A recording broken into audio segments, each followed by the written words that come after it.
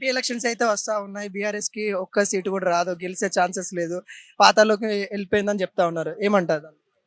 అంటే ఇప్పుడు అది ఖచ్చితంగా ఎలక్షన్ల తర్వాత మాట్లాడదాం బెటర్. ఎందుకంటే వాళ్ళే ఆ డిఫరెన్స్ని చూస్తున్నారు.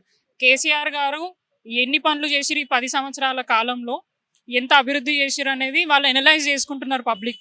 అంటే కేవలం నేను చెప్పినా కదా, కాంగ్రెస్ ప్రభుత్వం ఏదైతే ప్రామిస్ చేసిండ్రో అంటే ప్రజలని ఎలక్షన్స్ టైంలో దాన్ని ఇంకా బెటర్గా చేస్తారన్న భావన మీద కాంగ్రెస్కి అవకాశం ఇవ్వడం జరిగింది. అంటే బై మిస్టేక్ వాళ్ళు అయినరు, ఏదో ఆశ పడ్డా మాకు ఏదైనా అవుతుందేమో అని.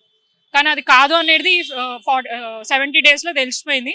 ఖచ్చితంగా దాన్ని ప్రజలు గమనిస్తారు, ఎలక్షన్స్ టైంలో బుద్ధి చెప్తారని మాకైతే నమ్మకం ఉంది. నరేంద్ర మోడీ గారు చెప్తా ఉన్నారు కదా, బీఆర్ఎస్ కాంగ్రెస్ ఒకటే అని. బీఆర్ఎస్ కాంగ్రెస్ ఒకటే అని చెప్తున్నారు. ఇంకా ఆయన ఎన్నైనా చెప్తారు, మేము కూడా చెప్తాం. బీజేపీ కాంగ్రెస్ మొన్ననే ఆయన వచ్చి సీఎం రేవంత్ రెడ్డి గారు అన్నాడు, మోదీ గారు మా పెద్ద అన్న అని చెప్పేసి.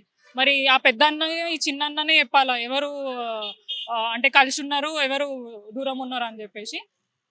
పబ్లిక్కి తెలుసు ఎవరు ఎట్లున్నారు అని. అంటే సీఎం రేవంత్ రెడ్డి గారికి కాంగ్రెస్ ప్రభుత్వం సెంట్రల్ రావాలని ఆయనకు ఆశ లేదు.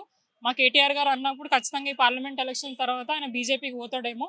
మళ్ళీ నరేంద్ర మోదీ గారు ఎట్లాగైతే అన్న అన్నాడో మళ్ళీ అన్నని కౌగలించుకొని ఇంకేమైనా అంటే ఆయన మీద కేసులు కూడా ఉన్నాయి, అవన్నీ మాఫీ కావడానికి ఆయన దగ్గర తీసుకుంటున్నారేమో. అవన్నీ కూడా ప్రజలు గమనిస్తున్నారు. బీఆర్ఎస్ కాంగ్రెస్ బీజేపీ ఒకటి కాదు.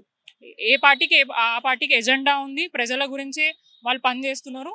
మీరు కూడా చూసిరు 10 సంవత్సరాలకు ముందు తెలంగాణ ఎట్లుండే, 10 సంవత్సరాల కాలంలో అయినే తప్పులు ఏ పార్టీతోనే అయితే అవి సరిదిద్దుకునే ప్రయత్నం ప్రతి ఒక్కరు చేయాలి.